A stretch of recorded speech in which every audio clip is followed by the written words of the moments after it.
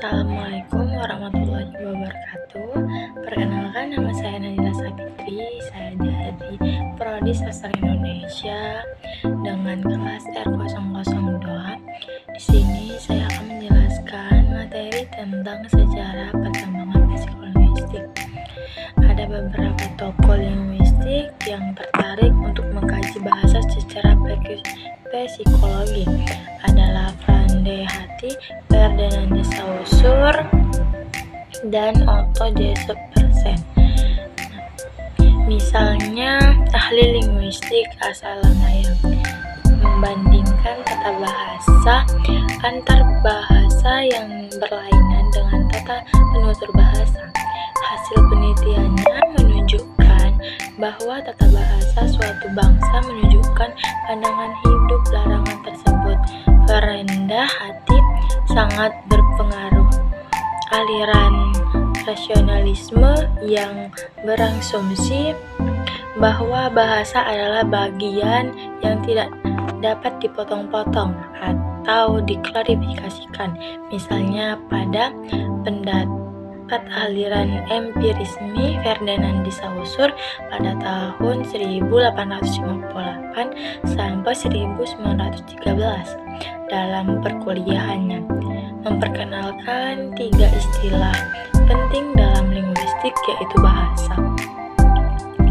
bahasa dalam pembebasan bersyarat, bahasa bermakna bahasa tertentu yang masih bersifat abstrak, bahasa bermakna bahasa yang bersifat umum, sedangkan pembebasan bersyarat merupakan bahasa tuturan secara konkret.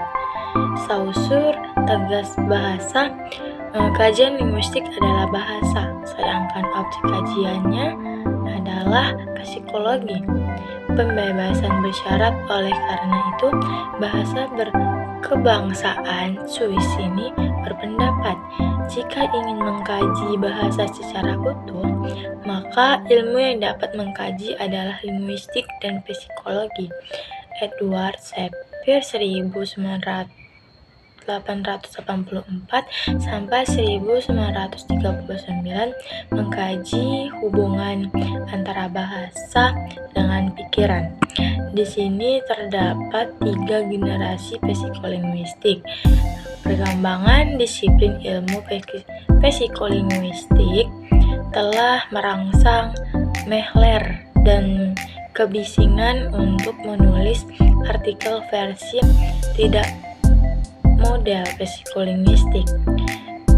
Di pencari lokasi 1974 yang dimuat di teks menuangkan tidak psikolinguistik. Dalam artikel ini dijelaskan bahwa ada 3 resigen perkembangan psikolinguistik. Yang pertama, psikolinguistik generasi pertama. Psikolinguistik generasi pertama ini ditandai oleh penulis artikel psikolinguistik Arthur Feldary, mereka dan riset yang tidak menyenangkan oleh C.S. Godin dan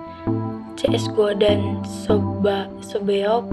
Maka kedua tokoh ini dinobatkan sebagai tokoh psikolinguistik generasi pertama. Titik pandang Osgood dan Sobeck terpengaruh aliran Bahafisme menurut Harari 1996 dalam Abdul Khair generasi untuk tema memiliki pasang surut kelemahan. Terus itu terdapat generasi kedua. Teori-teori generasi pertama ditolak oleh beberapa tokoh seperti Noam Chomsky. Terus itu menurut Mehler dan kebisingan psikologi generasi kedua telah mengatasi ciri-ciri atomistik psikolinguistik. Psikologi generasi ini berpendapat berpendapat bahwa dalam proses berbicara bukannya butiran-butiran bahasa yang diperoleh, melainkan kaidah dan sistem kaidahnya. Di sini, orientasi psikologi menggantinya oleh orientasi linguistik, penggabungan antara Militer dan Chomsky, atau merupakan penggabungan model-model linguistik tata bahasa Chomsky yang relatif dengan proses-proses psikolinguistik.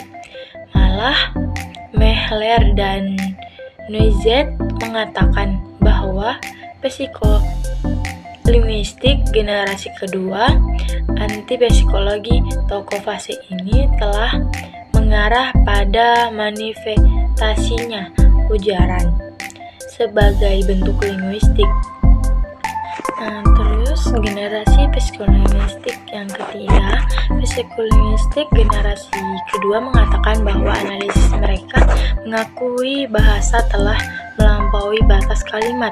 Namun pada kenyataannya, analisis adalah mereka baru sampai pada tahap kalimat saja, belum pada wacana. Kekurangan analisis pada psikolinguistik generasi kedua kemudian memperbaharui oleh linguistik generasi ketiga oleh G. Warstedt dalam bukunya Dua Masalah untuk The Knowledge Linguistik, memberikan karakteristik baru ilmu ini sebagai psikolinguistik baru. Beberapa ciri psikolinguistik generasi ketiga ini adalah: yang pertama itu ada orientasi mereka kepada psikologi, tetapi belum psikologi perilaku seperti yang diungkapkan.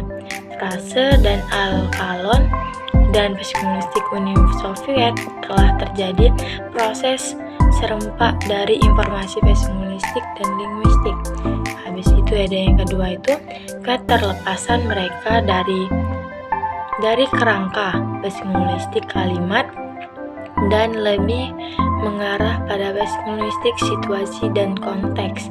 Terus yang ketiga itu adanya pergeseran dari analisis proses ujaran yang abstrak ke satu analisis psikolinguistik mengenai komunikasi dan pikiran. Sebetulnya psikolinguistik di Rusia lebih dahulu berkembang daripada di negara-negara barat. Hal ini terjadi karena sejak awal psikolinguistik di Rusia telah memperhitungkan perilaku, komunikasi, dan perpikiran dalam analisis psikolinguistik.